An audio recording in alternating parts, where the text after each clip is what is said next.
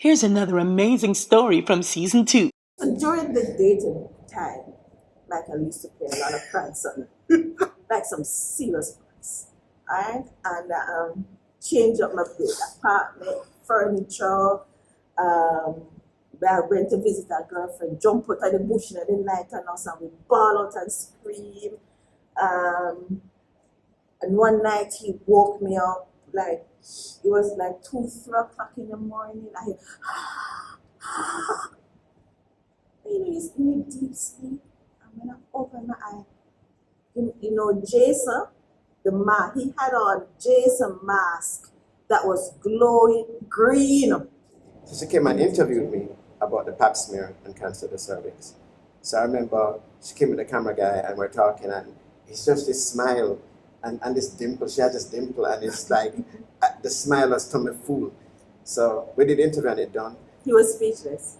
He couldn't manage the interview. Can you imagine that? And then after the interview, she called me back again because somebody at the station taped over the tape. Seriously. Yes. And she had to interview me again. And I had to look up in her face again. And it was done after that, it was done.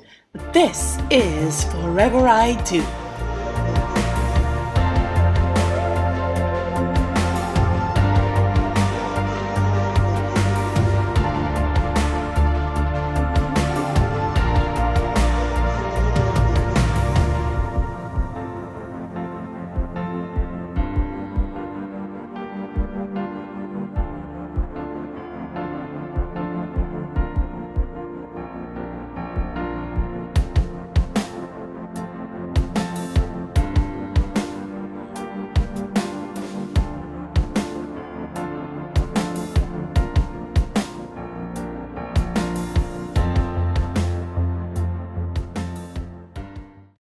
Marriage is definitely a serious thing, but after 18 years, Michael and Gail are still laughing. How did we meet? It was a Tuesday morning. I did not remember Tuesday morning. Yeah, it was at the library at Tom Redcom. And I'm with the Jamaica Cancer Society, and we had a presentation on the pap smear and cervical cancer. So the media was there, and I remember seeing her in this red and black plaid jacket. I was in the media then. Yeah, and she had on, so I didn't know who she was, but I saw her and I was like, damn. And she had on this name tag thing. And it's an ID. ID. And I remember talking to her, and she remembers me looking at it, trying to read her name on it, and thinking I'm a dork. And I learned her name. She was Somerville at the time. So I met her there and whatever. So shortly afterwards, she called me to do an interview. It was a health feature because she was it Super Supreme at the time or TVJ or TVC or whatever. It wasn't TVJ. It wasn't TVJ. So she came and interviewed me about the pap smear and cancer of the cervix. So I remember she came with the camera guy and we're talking and it's just this smile and this dimple. She had this dimple and it's like the smile has turned me fool. So we did the interview and it done. He was speechless. He couldn't manage the interview. Can you imagine that? And then after the interview, she called me back again because somebody at the station taped over the tape. Seriously. Yes. And she had to interview me again. And I had to look up in her face again. And it was done after that, it was done. Yeah. The smile and everything and the energy and everything, it done. I did not want to go to that assignment. So I'm like, listen, I don't want to go to Jamaica Cancer Society. No. So I went and I had to, you have to do the interviews afterwards to get a little more. So I was interviewing him. And I see him staring, trying to figure out my ID. And I'm like, what the hell? So in front of him, I took the ID and I turned it around. So I did not want it to be my name. But I think he figured it out. And then we did the interview. And yes, the tape issue happened. Scrub the tape, I had to call him back. And he's doing the interview. And I remember the cameraman keep on saying, Doc, talk to me, not just look at me, all right? Because he just kept on staring. And of course, that's so funny. But he gave me some books to get some footage from the books. But I did not know, fast forward, that it was a ploy for me to return the books, which I did. And after that, we became good friends. So we never really started to date them. We just became good friends. I didn't the first time, but like movie, restaurant, that kind of stuff. We do a lot of movies because I love. Did we really date? We just did things together. He was very supportive because I was working 24/7, you know. So he was always calling me, and when I got sick, and he was there for me, and I think he didn't come on to me or anything. I think just because he was just so supportive and being a good friend, that it sort of happened, you know. And I started to notice it. I realized that, oh, cool, he's not bad. I think with me, what I realized is, as I got to know her, is that she was as beautiful inside as out, because the way she looked, coming to Aida already, but getting to know her, because she's a very humble person, and she's a very, very kind person, an extremely kind person, and she's very driven. She works very hard, and she's strong. And I love women who are strong. I love women who are very nice, but at the same time, you know, you can't mess with them. You know, kind of woman. So a lot of those things, you know, drew me to her.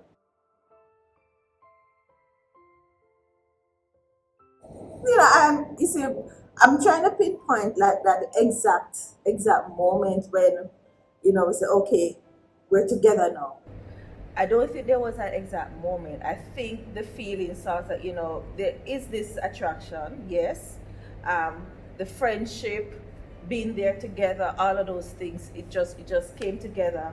I was like, okay, yes, we can now move to the next stage. But I don't think I can't pinpoint an exact moment, you know. And I think because we're just leading some busy lives, you know. He's doing his thing, I'm doing my thing, but we found some time to be with each other. And I think based on all of that, we just said, okay, you know, we're together now. But I don't know if there was an exact point. I think for me, one day I just said to Michael, you know, women love test men. Yeah, and I said, you know, if I'm out there, is a thief come and just gunman just hold me, will I take a bullet for me? Because I want him to give me the answer now. And he said, yeah, man! Yeah! Listen, and she believed it.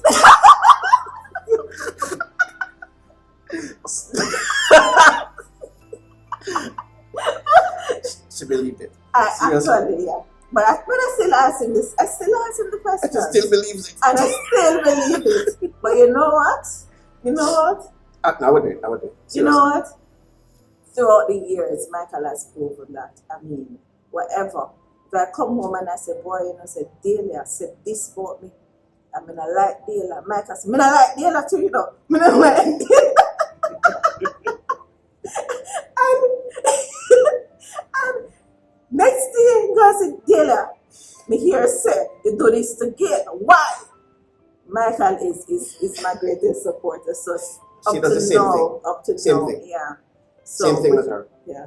Man is speaking for me too. You know. Because things will happen that people do things to me, and I will totally forget. But she doesn't forget.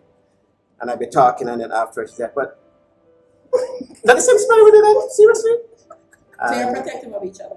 Very. Yeah, we are. You know, I think that's the good thing about it. That support, no matter what.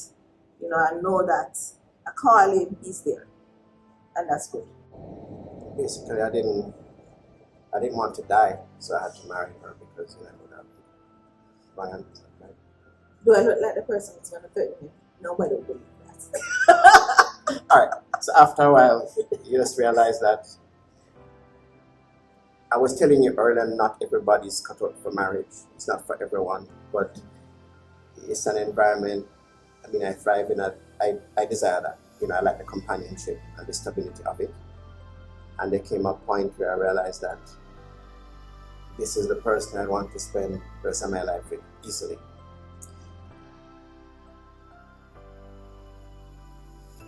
Yeah, some people didn't like the proposal. It was, say, when I get married, the person said yes, and then I don't want to call any names.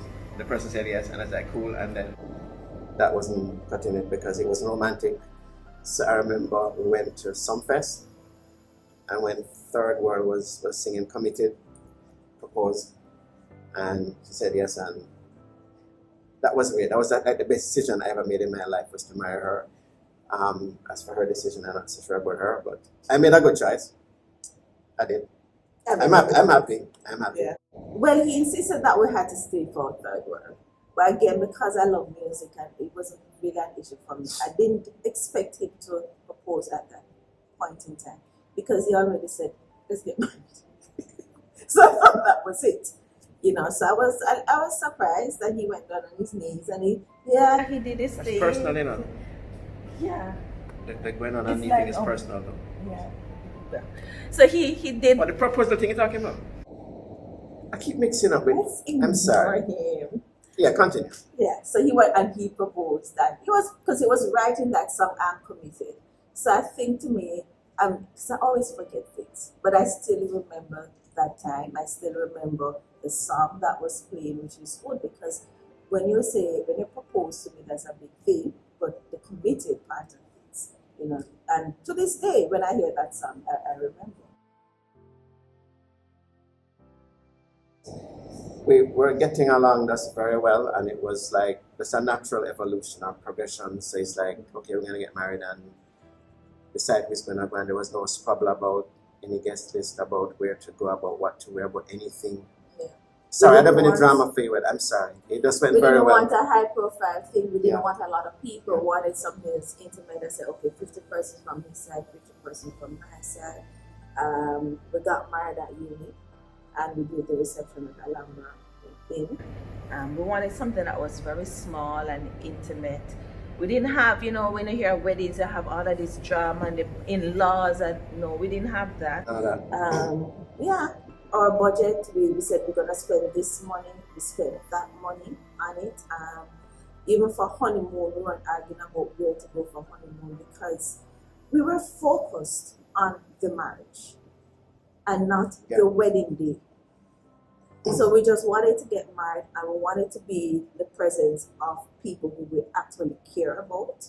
And we didn't want this big thing because it will get us a hand in that big thing. So it happened, the day happened. We had family overseas that came down. We spent the time with them. So we didn't leave for honeymoon till like the following day. And we spent it here in Jamaica a few days and we got sick. Yeah. We had fever. Both of us, we got sick. So I had to let the nurse and everybody, because we had like fever, both of us, like chilling. Yeah, that's our honeymoon. Yeah, but we laugh about it.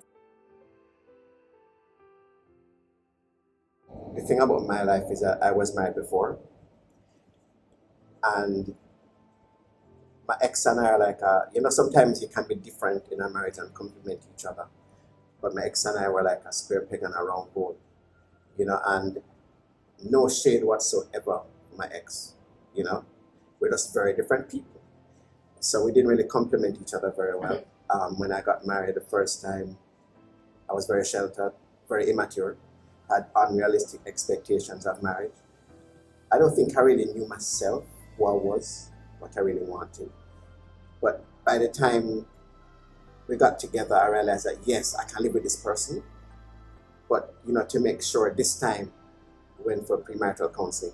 Because the first time there wasn't really any, we just went to this priest one day and he asked us a few questions like, you have a criminal record, you ever, whatever. And that's it. And we went to this thing called pre-cancer counseling the first time, which is like large groups of people. It wasn't individual. This time I said, no, if I'm going to get married again, I have to be the best person I can be for my wife. And I had a young daughter at the time, and I have to be the best father for my daughter as well. And I strongly believe in mental health, introspection, being a better person. So when for counseling, we spoke about everything you can think of, Man of the house intimacy, thing, gender roles, what handle money, financial, everything, in-laws. in-laws, the fact that it has married before, and that kind of stuff. What was that thing about the Man of the thing house. again? Yeah, so they he gave us questions to answer without consulting each Right. other. So based on the answers, now he can say, okay, whether or not you're in agreement with this particular topic. So there was a question about who's the man of the house. So both of us, he rated the man. So I had to. He had to. Why you laugh though? Why to this day you still laugh when you talk about that? Why? What's so Because funny? I don't. And she laughed to the point where I think the session did us done. Yeah, that. I don't know what the The joke session was. ended, and then you And had you're to still go back laughing. for a week or 2 weeks without me. To sort of, for us to arrive at a point, because there's no way I'm going to. I work. There's no way I'm going to every decision I'm going to be mad. I believe if we're gonna be married, it has to be a partnership. There's no way I'm gonna say, "Oh, you're the man of the house, so everything I leave, you have to ask." No, not gonna work. Nah. So I had to step out of the counseling for some time. Counsel and Michael had their thing, and when I stepped back into it after a few weeks, there was an understanding that it was both of us. No, the good thing is that I'm very grateful that I wasn't socialized to be, patriarchal and misogynistic, that kind of stuff. We share stuff, so I have none of this man did this and man did that stuff. I have none of that. So that's another thing in our marriage. We don't have a problem with that. We've never had a problem with that. No. She loves movies, especially sad movies. Especially. I cry in commercials. I'm really. I'm so pathetic. So the other day, right? Since the pandemic, says a lot of time is at home and she watches Netflix. So I go home one day and I say, "Hey, what are you watching?" And she's like, "It's a feel good movie. A feel good movie." And then half one later, and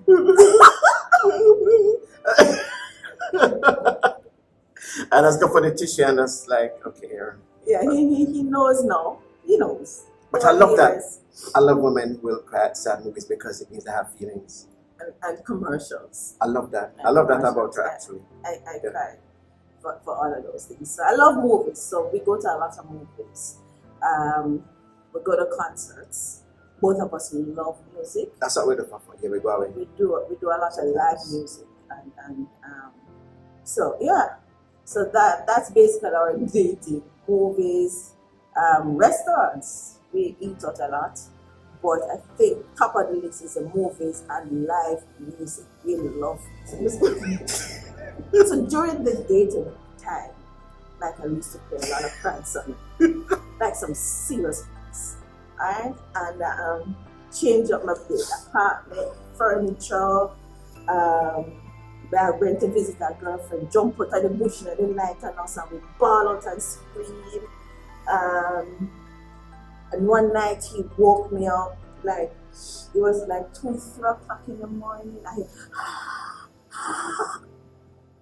used to need deep sleep. And when I opened my eye, Jason, he had on Jason mask that was glowing green. Okay? And of course, can you imagine? That's my thought. So he used to play a lot of pranks. He The has time I this, came in the bathroom with the toilet paper and I could pick up pepper sauce on it yeah, and you run away. yeah. He does that. Because Yeah, he's in the it's bathroom. very immature, it's very childish, I'll admit it. I haven't grown up. Yeah. If he's quiet, I know he's up to something. But I'm so used to the pranks, so I enter the marriage with my eyes wide open. Because I know the pranks are gonna happen. And I think that keeps it alive too. I remember I was pregnant as I drove in and I was, very big. Him start playing this song, but for your belly in a bag, and remember that song? I have no recollection of Yeah, doing that. yeah. That's He just buys sensitive. these little it's not, I won't say gun, but those toys with the balls. And as soon as I enter, he starts shooting them at me. Yeah, that's what he does. So so that's, but I think our son, His room is somewhat near to us, and he's very annoyed. He's very annoyed. Older one. The older son. Exactly. Exactly. He came in and he said, you know what? I am so annoyed. I'm tired of this. Every night I'm here. You're annoying me. I need to move away. But that's good for us because you see, when we were do. growing up, our parents' marriages were very turbulent. Yeah. So I'm glad my kids hear laughter at night as opposed to quarreling, shouting, that kind of stuff, because they virtually they never hear that. So He calls me yeah. with different voices. African man, Indian man, all sorts of those. He creates these characters and he calls me. And he does that to the kids too. So I'm used to it. It keeps it alive. Sometimes I ignore him, to be honest with you. Most times. I really Nearly every ignore time. him. But you know, he makes me laugh. He makes me laugh. I don't take myself that seriously. So I'm in corporate and I have to take myself seriously in corporate. But in my personal life, I love to have fun. And we play a lot. We talk nonsense, like if the cameras are on us in the home, like some really stupid things, really. And people would not believe that we but Like the Fafa words. yeah, we do some stupid things. We have awards. You want to tell her about the awards? I have like during the course of the day, there are people that messed up things. We come across some really disgusting people sometimes. But she's in corporate, and corporate is full of sociopathic, narcissistic, psychopathic people. And International people too. People who we see on TV. Yeah. But news, stuff like that. Yeah. She come across the worst of the worst, man. And like so at the end of the year, I have these awards called the FUF Awards that we give people like for most lioness person of the year, biggest biatch of the year, breakout artist, lifetime achievement awards. But they don't know they get these awards. People don't know they get these awards. We actually have an award. Last year somebody swept the awards. A lot of awards. Yeah. We do that in the bedroom for the first time. I can't tell you what FUF means, but I'll tell you after the show. But they have these awards and we have the award ceremony. There's 2 of us at the ceremony. So. Ladies and gentlemen, and the award goes to Richie. Yeah. One of the things I discovered, and I wouldn't have known this before, is that she's an awesome mom. Has the biggest heart ever.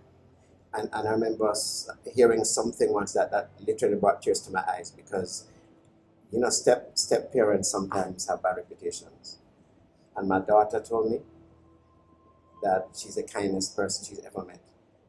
And that meant so much because, you know, they have such a loving relationship. I remember when Gail was pregnant with my daughter before, and I have 2 sons with Gail. And when Gail was pregnant with my first son, my daughter would put lotion in her belly, rub her feet, and same thing with the second one. But do you have to name them? Yeah. And the kind of mom she is to my sons, I couldn't ask for a better person. But I wouldn't have known that before because, you know, she never had kids. But I'm very grateful for that. Can I tell you? Extremely. So Michael, when we met, Michael wasn't in entertainment. No, he wasn't. not at all. He wasn't. Not publicly. Yeah, he wasn't. He was very humorous. So he was playing pranks and all those things, but that was private. And on our wedding day, the groom's speech. Listen, that was the most. To this day, I think that's the most hilarious speech that Michael has ever done. So I used to the weather, and so he started off about gale force winds, and Southern Parish is gonna be windy tonight. I mean, the imagery, the everything, when we look back on the video, the audience, everybody was cracking up, and I think that point I said, you know what, Michael is meant for great things. You know, and the most that I can do is support him. And so he spends a lot of time doing his social activism, his entertainment, to do shows, whatever. But whatever he wants to do, I'm supportive. And he, of course, he tried the jokes on me. I don't laugh. Ever. I don't laugh. I know them. And I say, yeah, man, I wonder, but I don't laugh. So he can't look at my face. If I go to a show with him, he can't look at my face because I'm not laughing. I don't, yeah. But I'm using the jokes. So I didn't know Michael would have come into his own like that. So it's during the marriage, he has become such a public figure. And that heart of his, he spoke about my heart, but Michael has a big heart. And fighting for women, and I think his job helps him with that. But he's always very mindful, and I remember he loves to sit on the ground, the house. He's always sitting on the ground doing his origami. And what I love about him was that he would call his patients, no matter how minor the surgery, call them and call the spouse and the mother and the grandmother and the entire family just to find out how things are. And being a woman, I'm like, that is so cool. You know, because I want my doctor to do that. I want my doctor to care like that. And I said to him, you know, I know you're not in it for the money. You have a genuine care for people. And if he did, I don't think we'd be together today. Because I like that about him. And so the more, the older the marriage gets, the more mature the marriage gets, I'm discovering more and more of his big heart for everybody. And I've been supportive Very. because I'm not just keeping him for the family. All of us like, yeah, the whole world needs to see him. So let him go, let him do his thing. And that's what I do. So even he may not be able to do certain things at home, it don't bother me. I'm not going to be quarreling with him because he make up for it in other ways, you know. So I support him because it makes him happy. And I think that is one of the things in marriage. We're not competing. We literally lead separate lives professionally. We're not talking about our personal. This morning I said to him, you know, Dahlia started to get the exclusive because this is the first time he and I are sitting together discussing our personal business because we don't do that. We don't share because it's personal and we're very private and we share what we want and he's out there in the public's eye. So we don't talk much about that. So I'm discovering this, back to the question, discovering this big heart that gets bigger and not caring about what people say because he understands the bigger picture and he has to fight for women and he has to fight for the rights of people. And that's what I love about him, so I support him. Don't cost that much, but all right, both of us will admit when we're wrong and we'll apologize. And I'm grateful for that, so I don't have any drama further. We talk a lot. Yeah. We talk a lot. I always say, while I love somebody, you have to make sure you respect the person. And so we respect each other a whole lot. So I can tell you, he doesn't go in my handbag. Even though I said, go for my handbag, take this out, he won't go in there.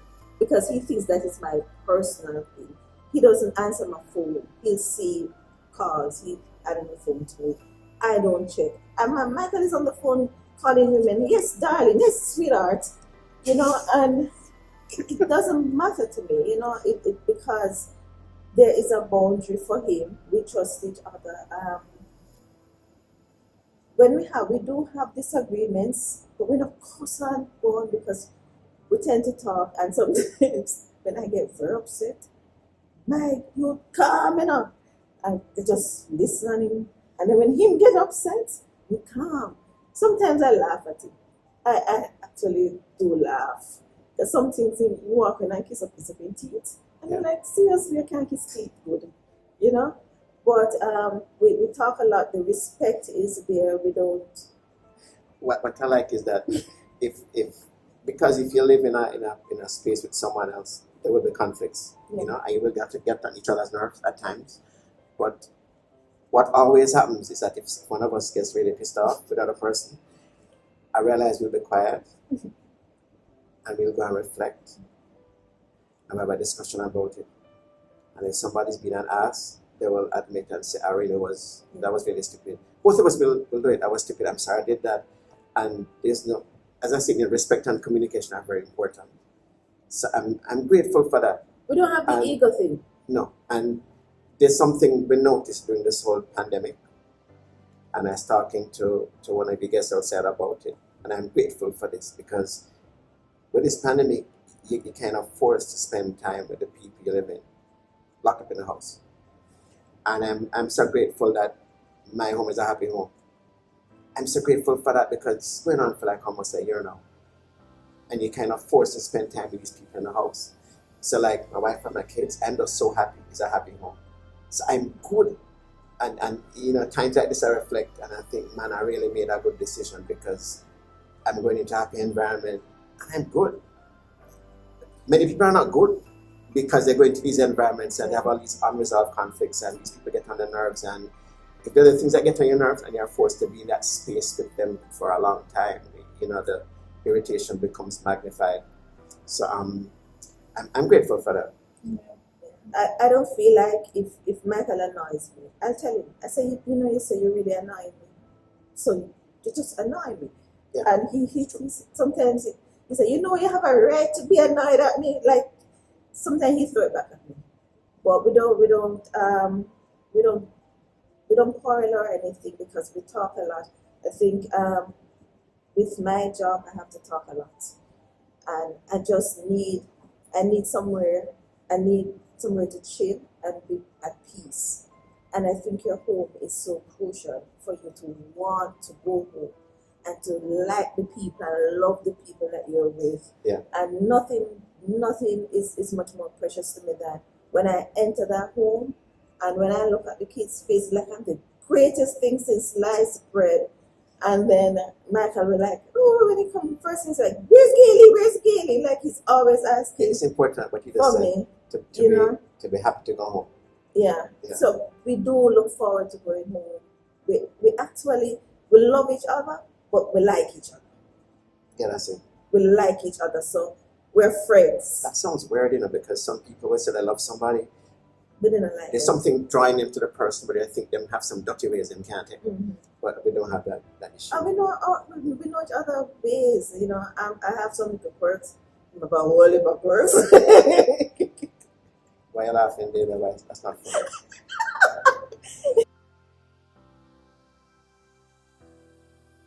Being married is like the best thing ever. Greatest thing. That's not the ever. Inside laugh. That's not the right thing. I'm not reading the cue cards, right? Greatest thing ever. Can I go now? All right. I tell people, right? Marriage. There are certain things that are not for everyone, and I strongly believe, marriage is not for everyone. Having kids is not for everyone. So, for example, I'm happy being in this situation, and that's me. But to each his own. And I find that in our society, especially women are pressured so much because, you reach a certain age, people ask, so you're not getting married. And it's really not their business, really. You know what I mean? So I think that it's not for everyone. But if you're married and you're in a happy marriage, it's a wonderful thing. Similarly, if you're not in an unhappy one, it can be like a hostage situation. It can be horrible. It can literally be traumatic. So I think it depends on what you want, what you know you really want, what you know you can deal with. Because there's certain attributes you have to have if you're going to have a successful marriage. You have to be able to be flexible. You have to be able to compromise. You have to put ego aside. You have to have a certain level of humility, a certain level of patience. There are so many things you need. And if you know that you're a rigid person and you're set in your ways, you're not willing to compromise, you're a black or white kind of person, no gray area kind of person, it's going to be and if you're a poor listener, it's going to be very difficult to live with anybody, anyone. I think also that if we get married, people have to know who they are. You have to know, so if you know that you're not this person, but you're denied, try get some counseling first. Because when you know yourself, Yes. then you can know what type of partner you want.